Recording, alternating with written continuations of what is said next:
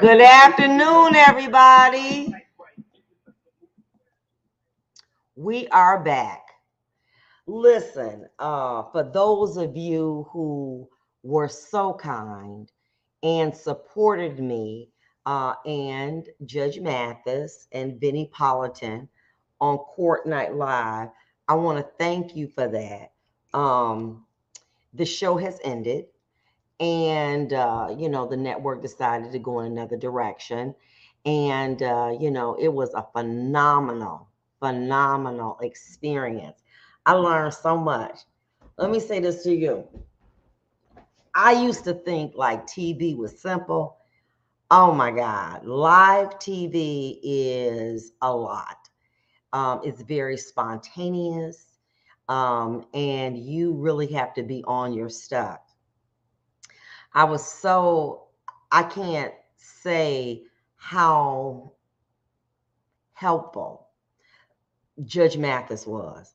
I mean, I've known him, he was very good friends with my ex-husband, Marlon Evans, and he kept me on my toes. He pushed me, he encouraged me. He just was phenomenal. And I'm so thankful that he was a part of the show because it really made me be a better person. I mean, all his years of experience, he would, just push me. And I didn't think I could do it. And he was always very, very encouraging, as well as Vinnie Politan, who is the host of Court TV. They kept me on my toes. And it really makes a difference to have someone in your life that pushes you to excellence and, don't sit up and talk about you, but wants you to be a better person and a better creator. So I was very, very grateful for that opportunity to work alongside two very, very great people. And it just was a tremendous experience. I'm not saying that I'm done with TV. I'm just saying that I'm on a break right now. And we will see what the future holds in the very near future.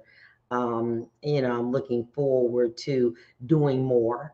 I've gotten a lot of positive feedback from a lot of people in that TV industry. So I'm looking forward to see what the future will hold. Okay, so I just want to say, hey, shout out to you all for watching it.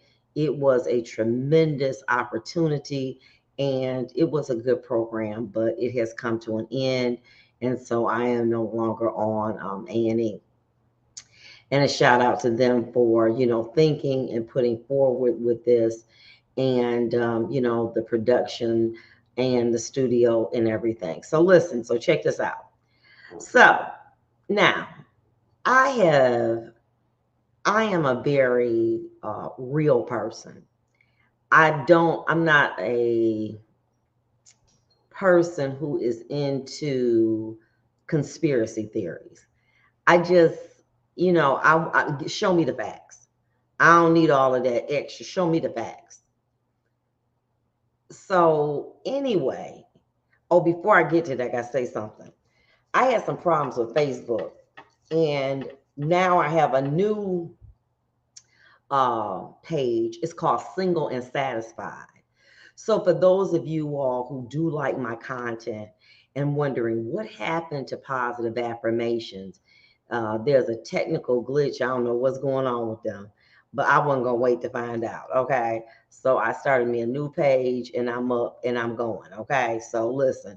So for those of you who have not, um, followed the page or sent me a friend request, I want you to do it. It's called Single and Satisfied by Vonda Evans. And what we're doing is talking a lot about dating.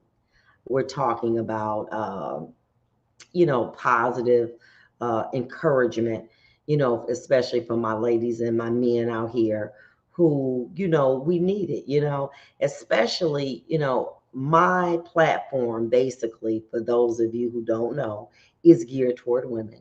It is geared toward women who are over 35, who find themselves in the dating scene new, maybe due to divorce, breakup in a relationship.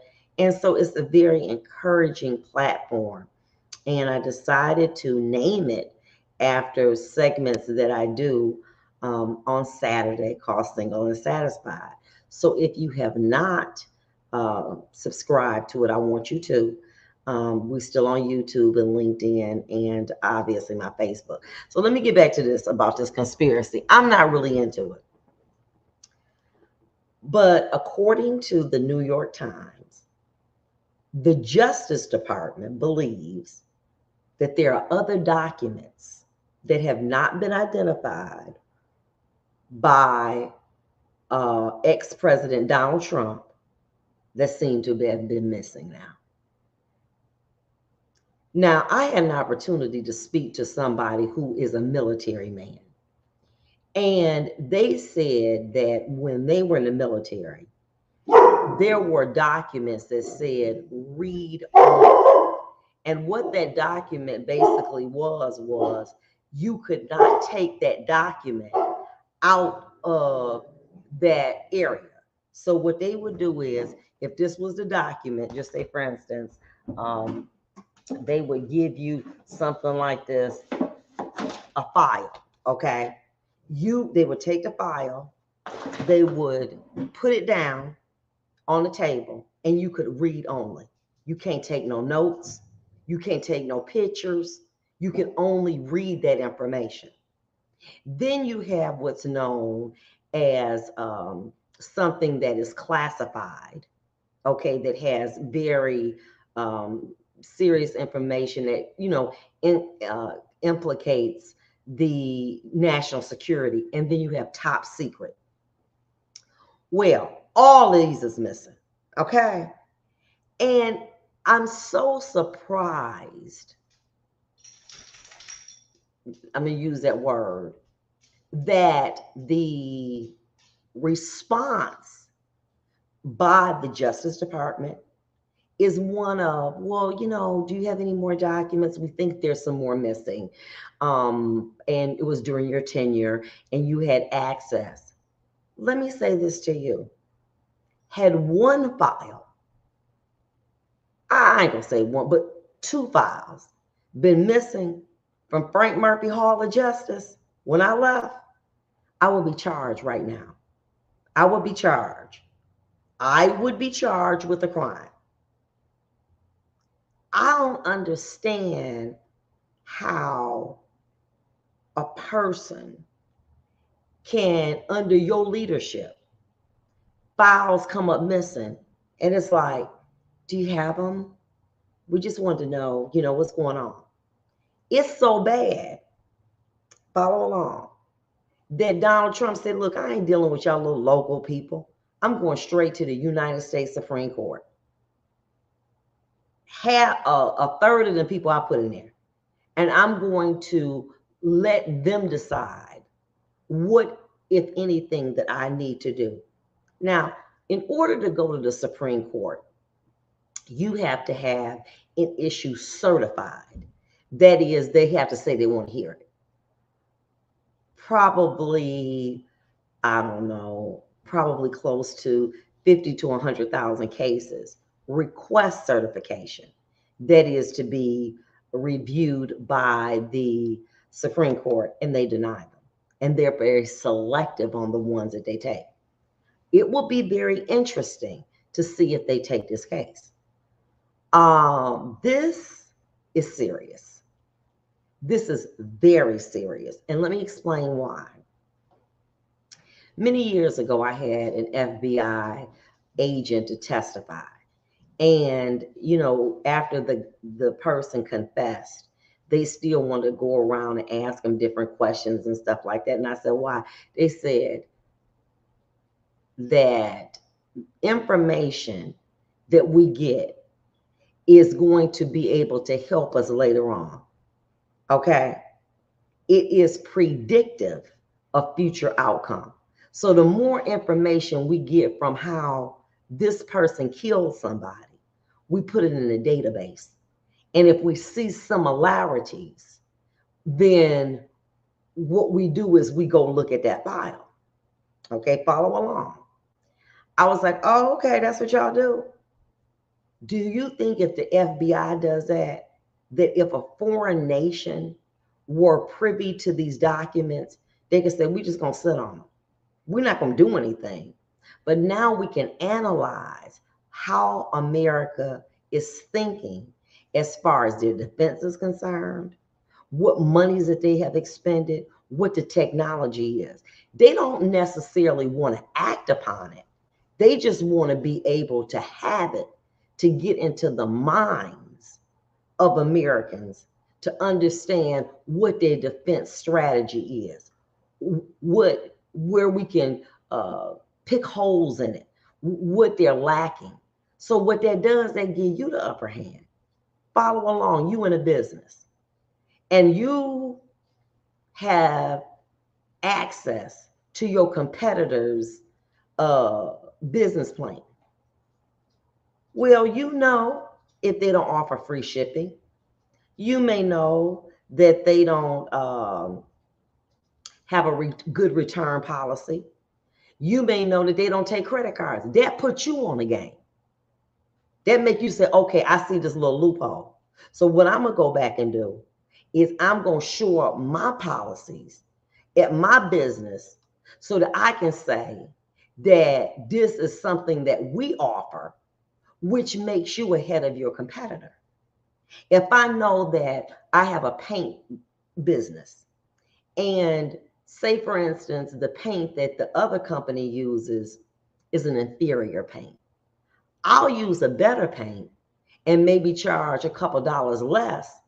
And I'm going to say, I got the best paint because it lasts longer, because I know what your business plan is. If you own, you make cakes, and I find out what your recipe is, simple. I can duplicate it and I can make it better. That's why McDonald's don't let you know what's in their secret sauce. That's why Chick-fil-A don't let you know how to make it, because those are things that ingredients that they put in that they market.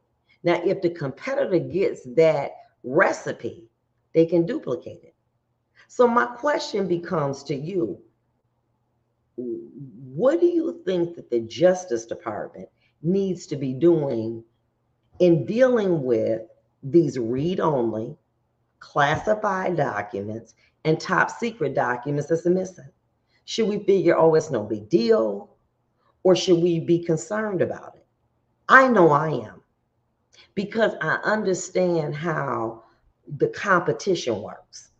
They want to get in our head and understand how we analyze things. That make them stronger. That makes us weaker, because we don't know how they working. I can't believe that of the 100, I want to say, in 43 documents that they found, and 32 of them, or I'm sorry, 18 have missing documentation. Where are they? And who has had access to them? That's what we need to find out, because this serious. You know, y'all like, oh, that ain't nothing. They ain't did nothing. No, baby. But you remember what happened with 9/11. They were able to put cluster cells in this country to figure out how we was thinking. We got to be careful. This is a new day. This is a new way. I'm going to tell you, this is some serious stuff. And we need some answers. We'll be back.